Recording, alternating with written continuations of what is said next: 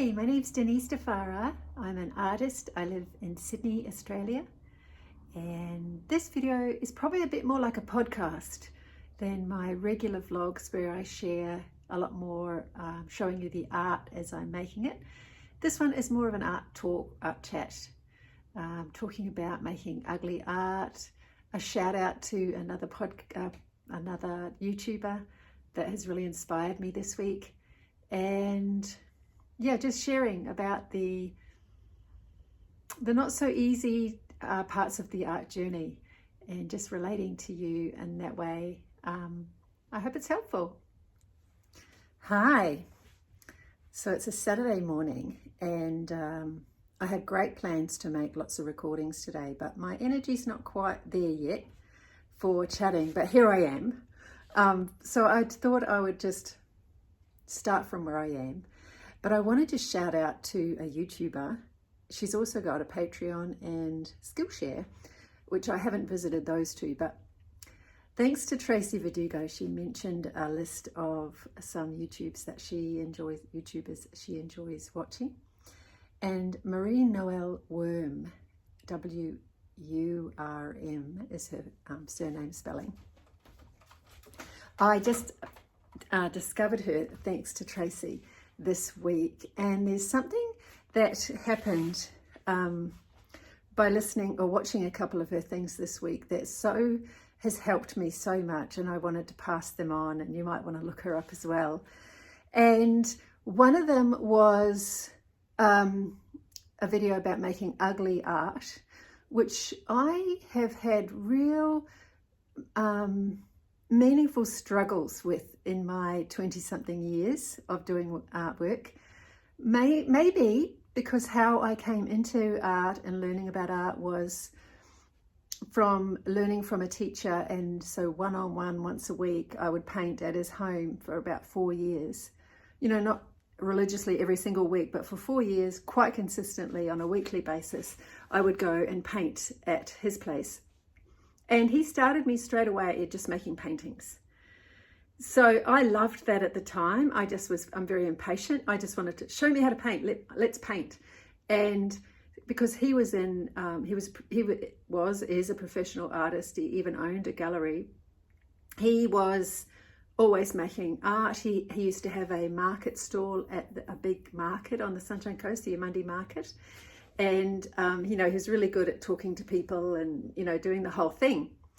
And so from the very start of that 4-year process, I was making paintings, whatever I wanted. And let's see, I think it only took about 2 years of doing that. And then he started putting my work in his gallery and it started to sell.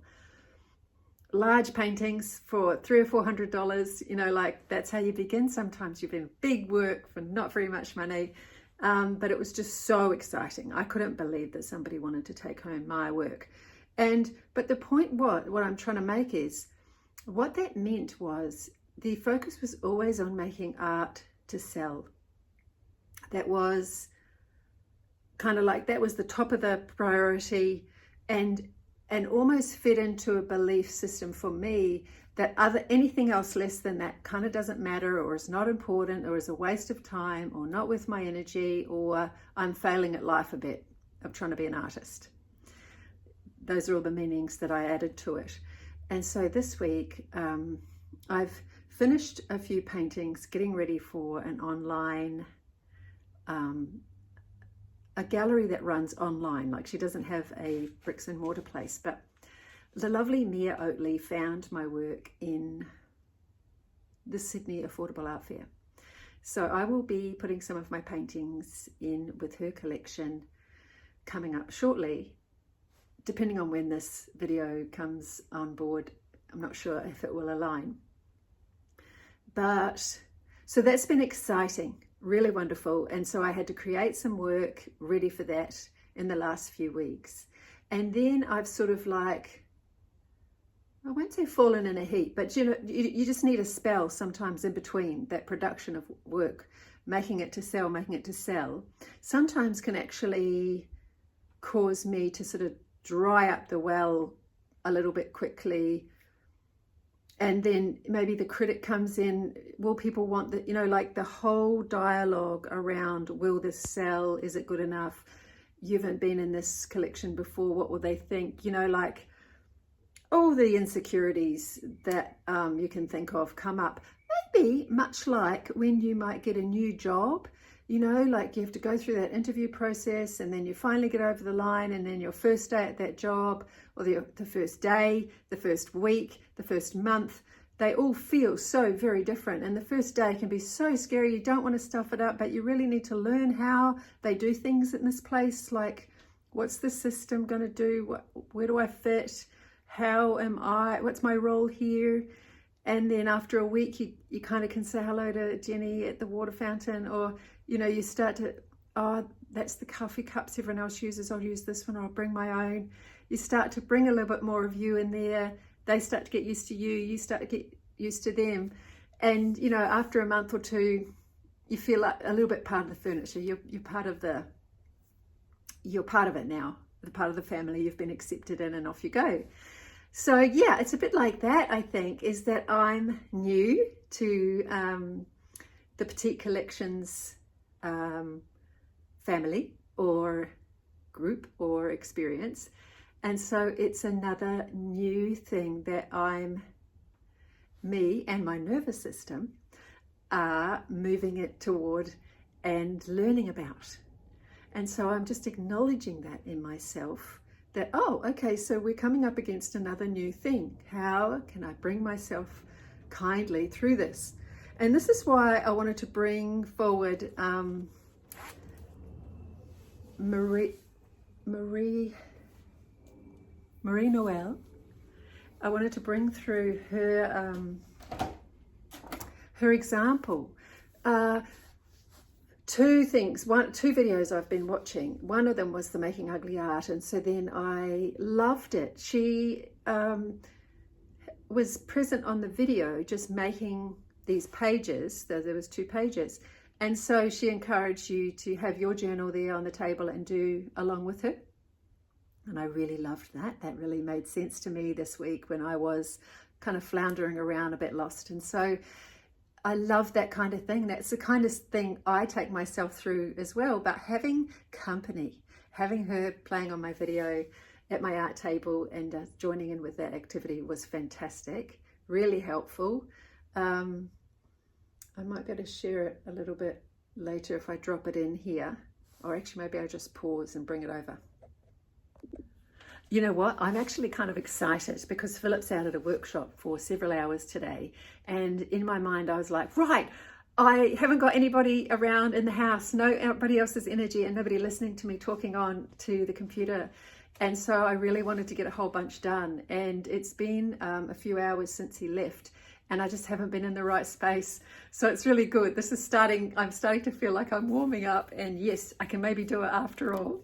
Because I just want to get ahead on my YouTube to have a few videos waiting in the wings instead of the crunch time making it fresh each week.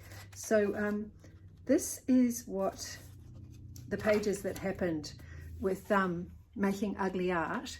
So Maria Noelle said to just start, maybe use some colors you don't normally use, and you just start to scribble on the paper and just make whatever marks, shapes. You might add a bit of water. So I just used Neocolor 2 crayons, and I just love this. This llama arrived, a kind of a llama, funny shaped llama.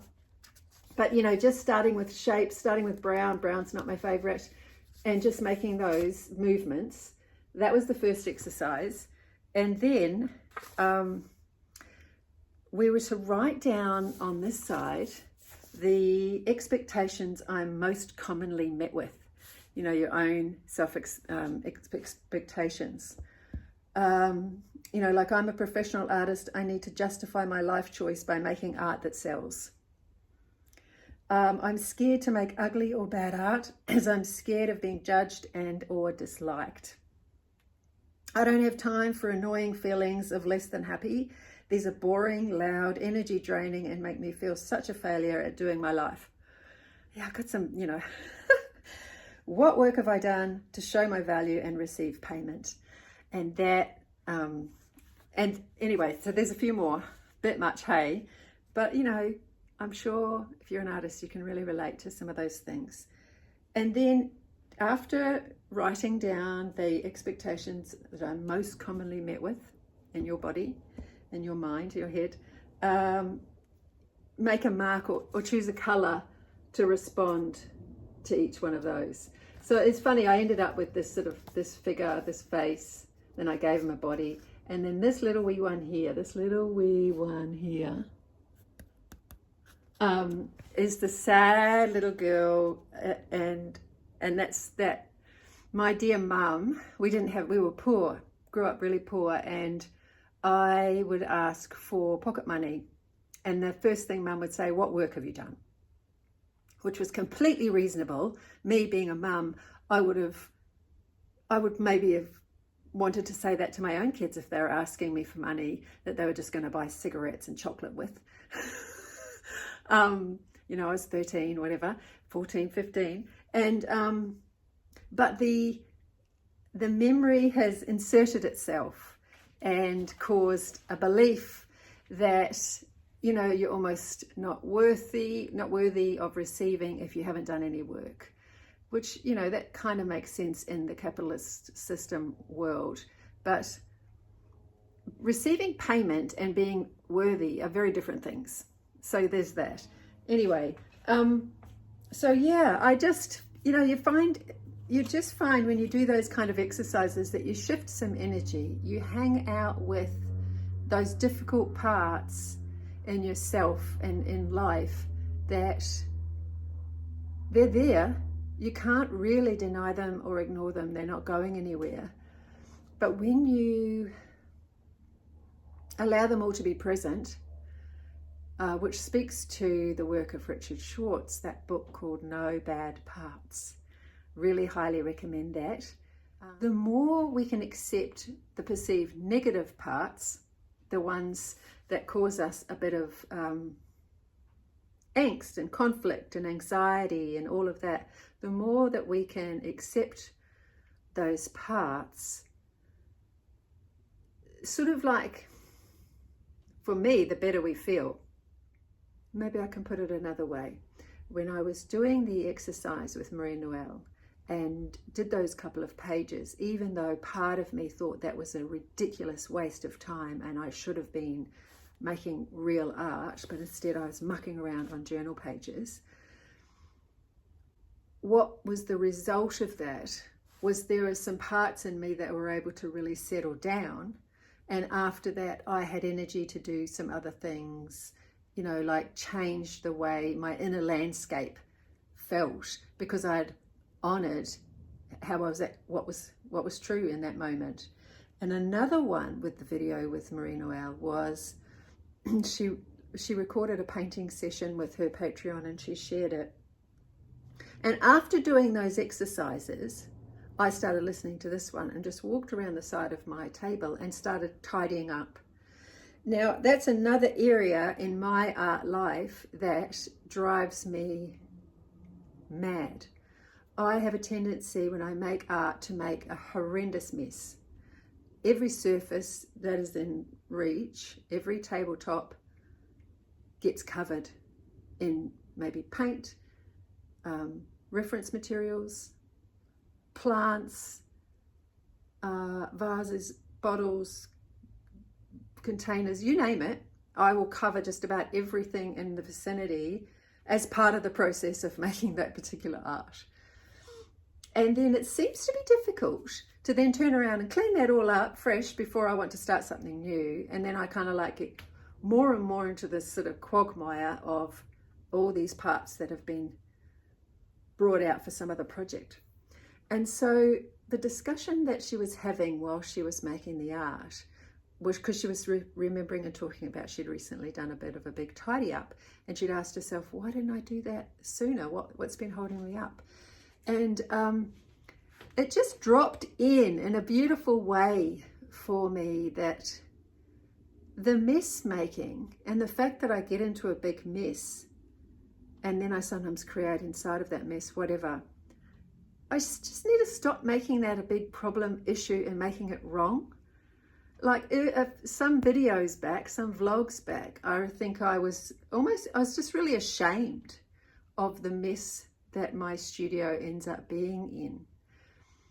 And what I am starting to realize is that when I'm holding that judgment and listening to that inner voice playing out of, that I'm about the mess, judging it, making myself really bad and wrong for being in a messy space,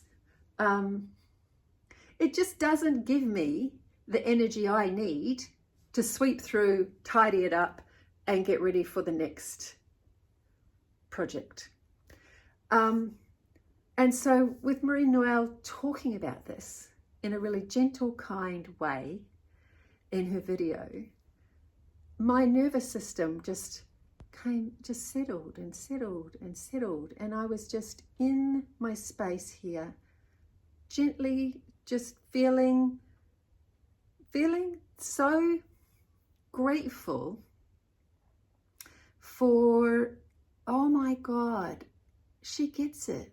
Somebody else who's an artist and she's doing live, she's doing Patreon, and she's doing all those things, and just hearing her share from her heart, just being her natural self, I just really felt a kinship, like she really gets it. And that gave me a feeling of support and connection and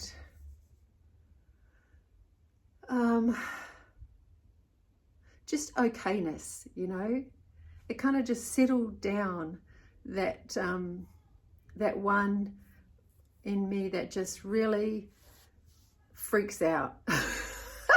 And I sometimes get upset with the parts of me like that seem to get pretty freaked out by life, very highly sensitive.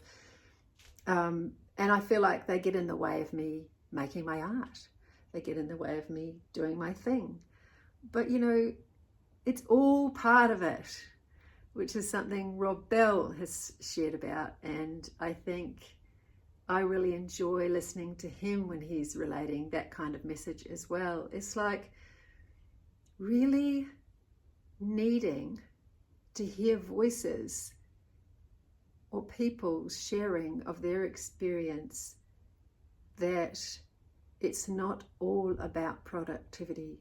You can't be 100% of the time producing, measuring yourself whether you sell or not, and all of that. I know that myself. I know that to be true, but it's different about how do you feel about that? What is the story being told within you about that? So yeah, that's what I wanted to share about today, was that real encouragement that some parts of our art time, our art practice, seem like a waste of time to parts of our thinking. And they're not, they're just all part of it. And I'm perpetually trying to get used to being okay with that, because of the very strong, maybe the manager part of me, whatever. I'm still trying to figure out those parts, because there's a part of us, that the self, that can observe those parts. Once you start being more aware of what's going on in your inner landscape, your inner family of selves, then you are noticing and catching that behavior instead of being so deep in it that it's running the show. So that's the interesting, wonderful opportunity that I think can come from doing that work, is developing a better relationship with all of these parts, and like bringing us all along together, like stop being such a dysfunctional family, but have this wonderful open communication, which is my way preferred way of being.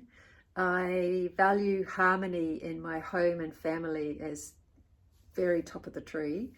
And whenever there isn't harmony, I can't really settle at all until I've done everything I can to restore harmony.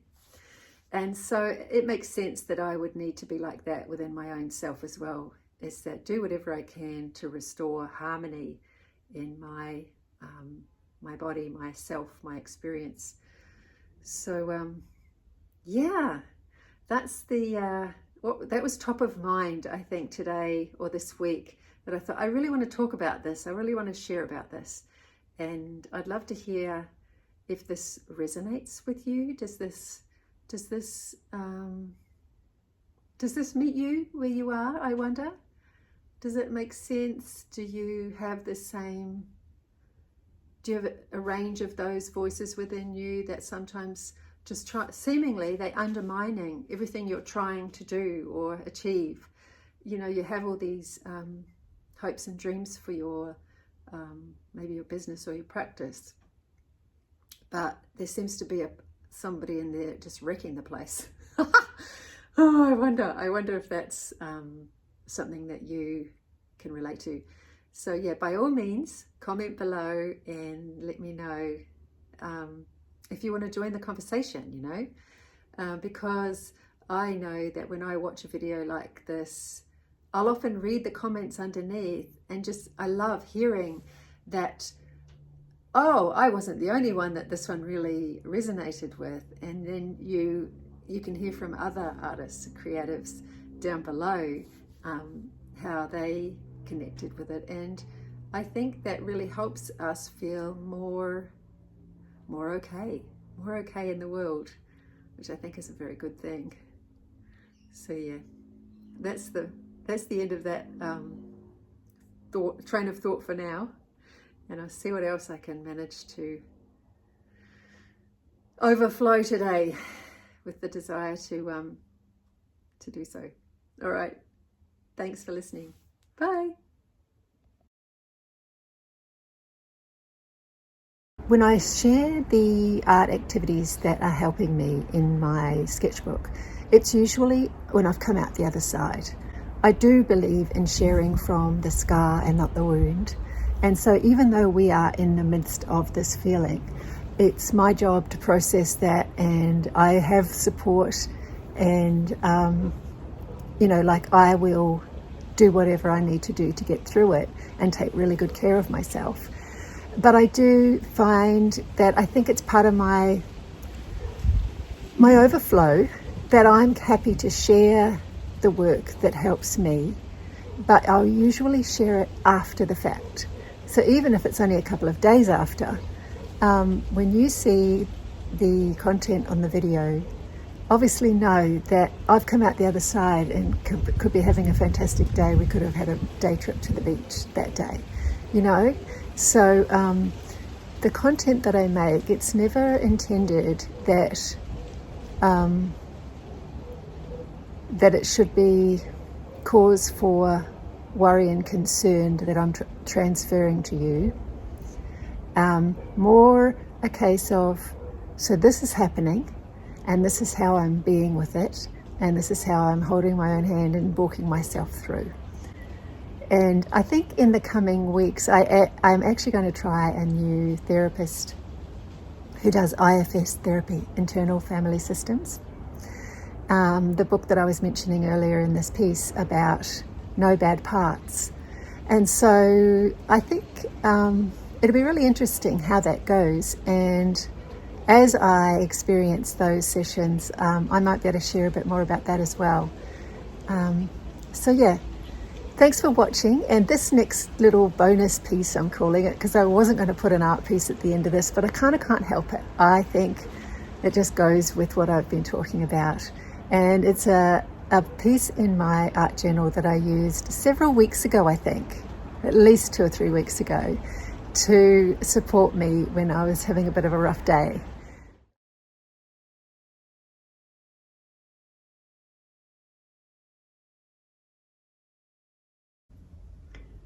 So I've had a bit of a time of it with being with my feelings today. And so, along with keeping with this theme of the elephant in the room, I just keep getting this idea that, well, paint an elephant in the room then. Paint a big old elephant in the room. So I just got out a black pencil and I just did this outline of this elephant, and that was all that was on the page. And it looks so sad. Like it's sort of like looks so forlorn. And I started to write around, I wrote around it how I was feeling. And the elephant was sort of holding that kind of energy. And then, after kind of expressing how I was feeling and being with this elephant in my room here, this is what happened. I should like some nice wallpaper and maybe a pretty mat. Can we do that? And so that was the idea, you know, like that's what the elephant was asking for. And so I just got out the Neocolor 2s and proceeded to give it some walls and the skirting boards, and just bring some sort of patterns to it. And it's sort of really interesting then what other little journaling bits, you know, I just followed what thoughts were coming through my mind by doing this activity, and then sort of wrote them down on the boards here. And it's just a gentle way of processing how you're going, you know, when you're upset by something and you can't kind of do the artwork that you thought you wanted to do, or that you think you're meant to do, or you're supposed to do, and all that. And so I've just done this seemingly just playful elephant, and there's this big fun wallpaper which is a little bit inspired by Marimekko. And overall I just felt like, well, gosh, even though I've been feeling a bit sort of worried and concerned about what's happening, the overall message from this painting is one of really great joy and some freedom and boldness. There's boldness on this wall, that's for sure. And so, you know, it's like, well, I can take that. I can be with that and just enjoy this at this moment. And then now I'm sharing it with you. And it doesn't feel as bad in my body as I felt this morning. You know, I've just got to come back to this after some lunch and just been doing bits and pieces in between. But, you know, on the scheme of things, it feels like it's possibly a wasted day. But is it? Is it a wasted day if you're able to be with yourself, write down some things that you're feeling, process some feelings? Is that a wasted day, really? It is in the form of busy, rush. You should be, I don't know, doing something or other, doing a proper job. But I don't know, the more we did a proper job of looking after our own thoughts and feelings, it can make a bit of a difference to our life and our people in our life. So I don't know if it's a wasted day. Don't think so. But I'm just really enjoying the Neocolor 2s that I've used to colour in. I used a paint pen to draw these flowers. And then I think this is Prussian blue. It's very satisfying just adding a bit of water to these, and then it becomes sort of more painty. As much as I actually love the texture, but really it's getting a whole lot more body and life to it by adding the water. So I did that with all the coloured bits as well, just adding a bit of water to them. I just thought I'd share that with you.